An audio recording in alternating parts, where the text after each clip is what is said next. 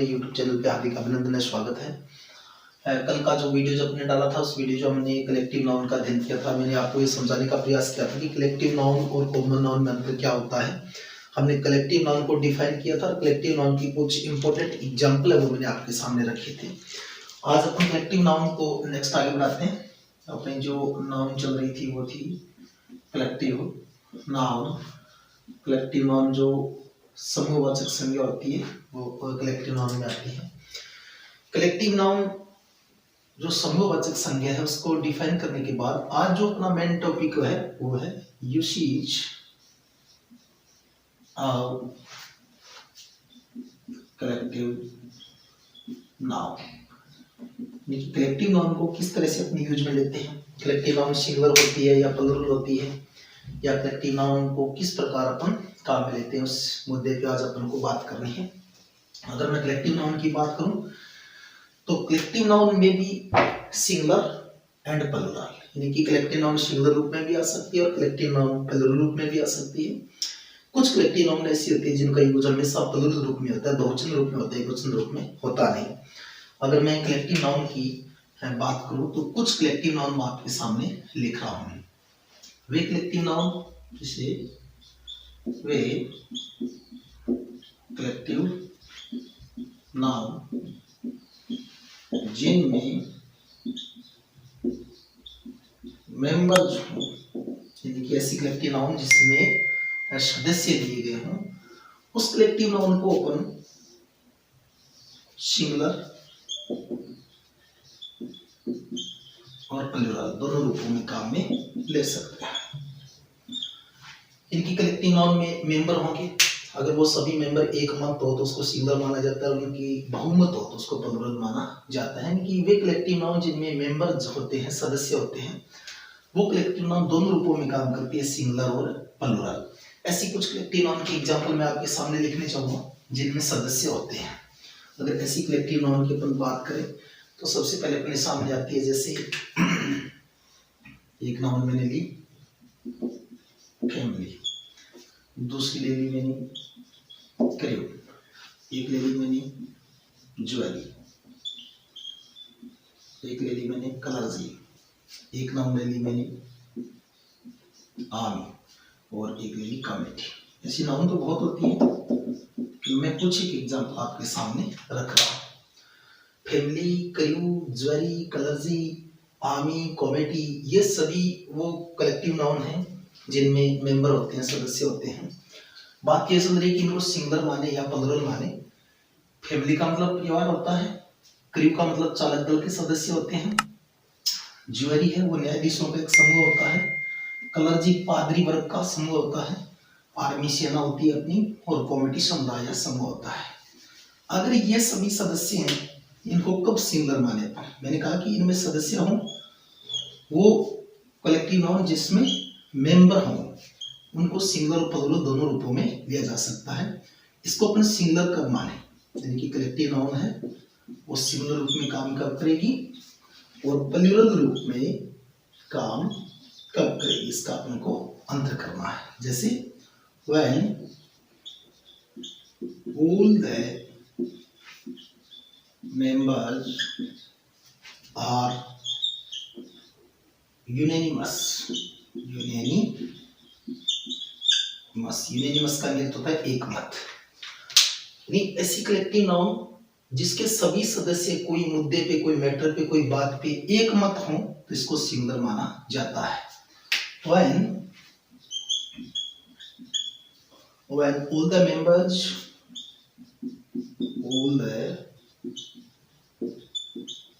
members are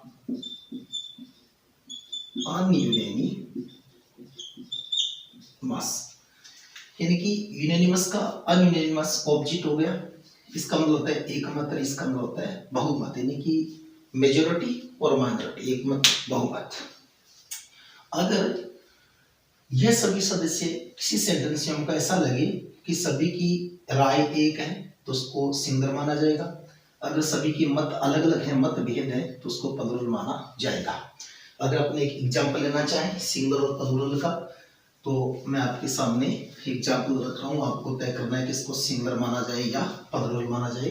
जैसे एक sentence लिया, द ज्वेलरी, यहाँ पे मैंने ब्लैंक में दिया हैज और have given, jewellery given it's unanimous verdict. Verdict मतलब निर्णय होता है, वर्डिक्ट का हिंदी अर्थ निर्णय होता है।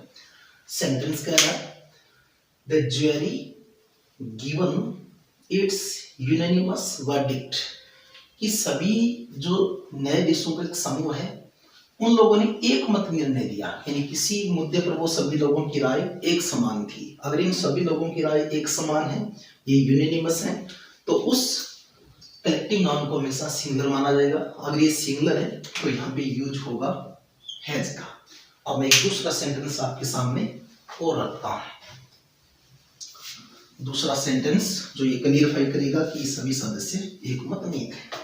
जैसे मैंने इसी सेंटेंस को लिया, द ज्वेलरी, मैंने यहाँ पे दिया हैज या have given they are disputed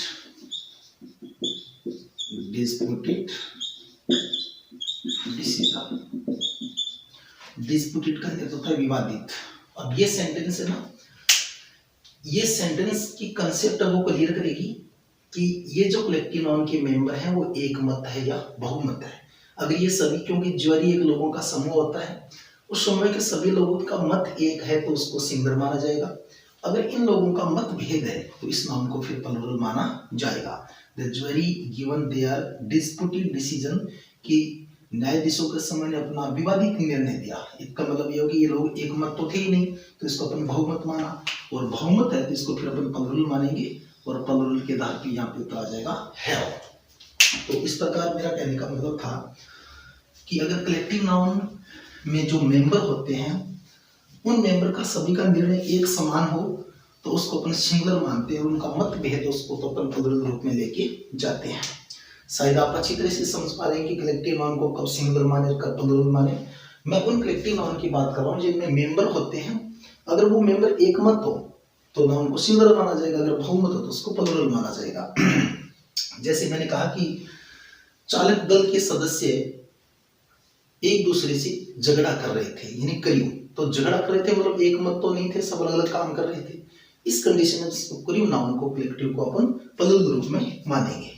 जैसे मैंने कहा कि क्लास है वो कक्षा के अंदर जा रही है, सॉरी कक्षा कमरे के अंदर जा रही है, तो क्लास है वो भी कलेक्टिव नाउन है, मतलब सभी लोग एक ही काम कर रहे हैं कमरे के अंदर जाने का, तो इट मीन्स उसको सिंगुलर माना जाएगा। जैसे मैंने कहा कि क्लास झगड़ा कर रही है, यानी क्लास में सभी बच्चे एक मत नहीं है, वो अलग अलग डिस्प्यूटेड हो रहे हैं, उस कंडीशन में उसको प्लूरल माना जाएगा। अगर इसका मैं नेक्स्ट टूल लेना चाहूं, सम कलेक्टिव नाउन, कि कुछ collective noun always remains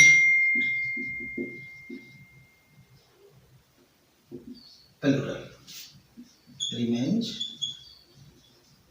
plural.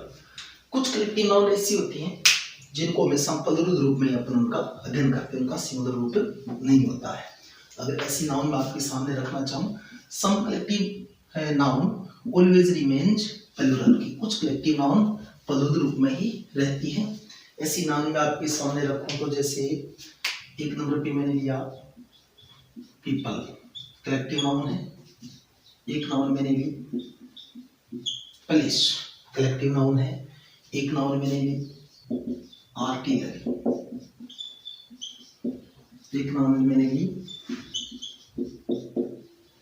Poultry, एक नाउन मैंने ली पिजेंट्री। जितनी भी नाउन आपके सामने लिख रहा हूं मैं, ये सब की सब कलेक्टिव नाउन है। जैसे एक वर्ड आ गया जेंट्री, जेंट्री यानी कि भद्र लोगों का समूह होता है, समाज के जो सम्मानित लोग होते हैं उनकी एक समूह होता है, उसको अपन जेंट्री बोलते हैं। जैसे एक नाउन मैंने ली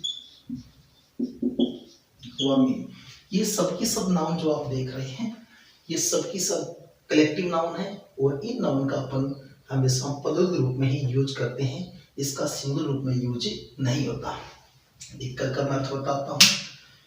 पीपल का मतलब लोग हो गया, पुलिस का मतलब पुलिस हो गया, आर्टिलरी का मतलब तोपखाना होता है, पोल्ट्री का मतलब मुर्गी पालन होता है, पिजेंट्री का मतलब सज्जन वर्ग या बदर वर्ग, सॉरी पिजेंट्री का मतलब जो किसान वर्ग होता है, जेंट्री का मतलब भद्र वर्ग होता है, और वर्मिन का मतलब जो कीटाणु जीवाणु होते हैं फसलों के जो लगते हैं उनको अपन वर्मिन के नाम से जानते हैं।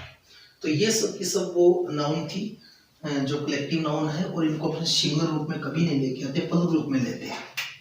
जैसे मैंने एक वर्ड लिखा पीपल, पीपल कलेक्टिव नाउन है, इसको अपन हमेशा से ही प्लूरल रूप में काम लेते हैं। अगर मैं इसका प्लूरल रूप ऐसे कर दूं तो इसका प्लूरल रूप चेंज नहीं हुआ, सॉरी इसका रूप चेंज नहीं हुआ सिंगल से प्लूरल, बट इसका हिंदी की चेंज हो गया। पीपल का मतलब लोग होता है, कलेक्टिव नाउन है और प्लूरल रूप में काम आती है। अगर मैंने इसके साथ एस लगा दिया इट मींस इसका अर्थ हो गया राष्ट्र, यानी कि इसके साथ छेड़खानी करनी नहीं है। ये जितने भी कलेक्टिव नाउन आपको दिख रही हैं इनके साथ एस या ईएस नहीं लगाना है, ये लगाने से इसको इसका कोई प्लूरल रूप नहीं बढ़ेगा, क्योंकि ये सभी नाउन हमेशा प्लूरल रूप में ही यूज होती है।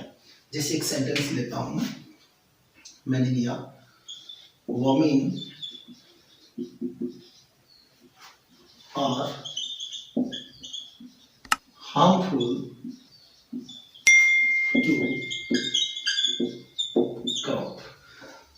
क्या इस सेंटेंस में आप मुझे कहीं बता सकते हैं कि मैंने कहा ग्रामेटिकली मिस्टेक की है? दो तीन सेंटेंस लिख रहा हूं मैं। दूसरा मैंने लिखा women is harmful to crop। जो सेंटेंस में लिखा हूं इनमें कहीं ना कहीं गलतियां कर रहा हूं, वो गलती आपको इंडिकेट करनी है कि कौन सा पार्ट मैंने गलत किया है। या फिर मैं से लिख सकता हूं women are harmful to crop। मैं ये कहना चाह रहा हूं कि जो वमीन होते हैं ये फसलों के लिए खतरनाक साबित होते हैं। तीनों सेंटेंस में से एक सेंटेंस बिल्कुल करेक्ट है, दो सेंटेंस गलत हैं। जब भी कोई कंपटीशन एग्जाम होता है तो एग्जाम में फाइंड एरर के क्वेश्चन आते हैं। जैसे मान लीजिए इस प्रकार डिवाइड कर दिया, एक नंबर ये हो गया, दो नंबर का पार्ट ये है, तीन नंबर में ये दे दिया और चार नंबर में ये दे दिया, या फिर मान लीजिए पांच नंबर में नन आ गया। आपको ये पूछा जाता है कि इसका कौन सा पार्ट गलत है। इस सेंटेंस को अपन ध्यान से देखें तो मैंने लिखा है वमीन्स आर हार्मफुल टू क्रॉप। तो ये जो वमीन नाउन है ये कलेक्टिव नाउन है, बट इसके साथ कभी भी एस का यूज नहीं होता, क्योंकि ये वर्ड बगैर एस के प्लूरल रूप में काम कर रहा है, तो इसके साथ हमें एस नहीं लगाना चाहिए था, या फिर ये गलती हो गई। दूसरा सेंटेंस है वमीन इज हार्मफुल टू क्रॉप। ध्यान से देखें तो ये जो वमीन वर्ड है ये कलेक्टिव नाउन है और ये कभी सिंगलर नहीं होती, सिंगलर के साथ इज आता है, प्लूरल नाउन के साथ आर आता है। तो वमीन है इसके साथ इज का यूज नहीं होगा, इसके साथ यूज होगा आर का, वमीन आर हार्मफुल टू क्रॉप। अगर इस सेंटेंस की मैं बात करूं ये बिल्कुल करेक्ट है। इस प्रकार अपन को प्रश्न पूछा जाता है। एक एग्जांपल और लेता हूं मैं, इन्फेंट्री का लेता हूं। इन्फेंट्री जो हमारी पैदल सैन्य दल होता है उसको अपने इन्फेंट्री के नाम से जानते हैं। इसमें जो कलेक्टिव नाउन है इसमें इन्फेंट्री भी शामिल है और इन्फेंट्री हमेशा ही कलेक्टिव प्लूरल नाउन मानी जाती है। अगर इसका रूप अपन ऐसे कर देते हैं इन्फेंट्रीज, ये गलत है, इसका ये रूप गलत है, ये नहीं हो सकता, क्योंकि इन्फेंट्री भी अपने आप में एक प्लूरल नाउन है। जैसे आवर, इजी सा सेंटेंस देता हूं, आवर इन्फेंट्री, इसके बाद में ब्लैंक छोड़ देता हूं, हैज या हैव, फिर मैंने दिया moved ahead, sorry forward, moved forward, moved forward. Sentence को ध्यान से देखिएगा। आवर इन्फेंट्री की हमारी पैदल जो सैन्य बल है मूवर्ड फॉरवर्ड, ये है जो है दोनों ने ऑप्शन के लिए दिए कि आगे बढ़ चुकी है। अगर अपन इसकी बात करें तो इसमें हैज आएगा या हैव आएगा। Our infantry has have moved forward. आप देख लीजिए कि इन्फेंट्री वर्ड है वो कलेक्टिव नाउन है और इन्फेंट्री हमेशा प्लूरल नाउन होती है, तो प्लूरल नाउन के साथ हैज का यूज होगा या हैव का? हैज का नहीं होगा, इसके साथ यूज होगा हैव का। इस सेंटेंस को ऐसे भी गलत किया जा सकता है। अगर पेपर की दृष्टि से देखें, आवर इन्फेंट्रीज हैव मूव्ड फॉरवर्ड। इसमें पूछा जाता है कि इसका कौन सा पार्ट है वो गलत हुआ। 1 नंबर ये हो गया, 2 नंबर में दे दिया, 3 नंबर में आ गया, 4 नंबर में दे दिया नो एरर कि इसका कौन सा पार्ट है वो गलत है। तो हम देखें और इन्फेंट्रीज, इन्फेंट्री अपने आप में कलेक्टिव नाउन है और ये कलेक्टिव प्लूरल नाउन है, इसके साथ कभी एस या ईएस का यूज नहीं होता। तो यहाँ पे ये पार्ट इसका गलत है क्योंकि इन्फेंट्री अपने आप में एक प्लूरल नाउन है। इस प्रकार हमने आज कलेक्टिव नाउन के 2 रूल्स पढ़े। कल हमने क्लियर किया था कि कलेक्टिव नाउन होती क्या है। आज मैंने बात की कि कलेक्टिव नाउन की अगर मैं नंबर की बात करूं वचन की, तो एक वचन होती है या बहुवचन होती है। पहला रूल अपना ये था कि जिन कलेक्टिव नाउन में मेंबर्स होते हैं, सदस्य होते हैं, जैसे फैमिली, कमेटी, टीम या फिर अपन क्रू ले लें, जूरी ले लें, पिजेंट्री नहीं, ये अगर अपन लें तो उनमें सभी सदस्य अगर एक मत हो कोई निर्णय देने में, काम करने में, किसी में, तो उसको सिंगुलर माना जाता है। अगर वो सभी सदस्य एक मत नहीं तो उसको प्लूरल माना जाता है। दूसरा अपना रूल ये था कि कलेक्टिव नाउन, कुछ कलेक्टिव नाउन ऐसी होती हैं जिनका हमेशा प्लूरल रूप में यूज होता है और वो कभी एस या ईएस लगाने से प्लूरल नहीं बनती, वो अपने आप में प्लूरल होती है। ये थी आज के अपने कलेक्टिव नाउन। कल नेक्स्ट अपन जो अनकाउंटेबल नाउन की तरफ बढ़ेंगे, उसमें मटेरियल और एब्स्ट्रैक्ट नाउन बची अपनी। तो कल फिर मैं आपके सामने एक नई नाउन लेके हाजिर होऊंगा। तब तक के लिए जय हिंद, जय भारत, जय माँ भारती। हाँ, आप हमारे साथ जुड़े रहें, चैनल को सब्सक्राइब जरूर करें, आप कमेंट बॉक्स में जाकर कमेंट करिए और वीडियो को लाइक और शेयर जरूर करिए। तब तक जय हिंद, जय भारत, जय माँ भारती।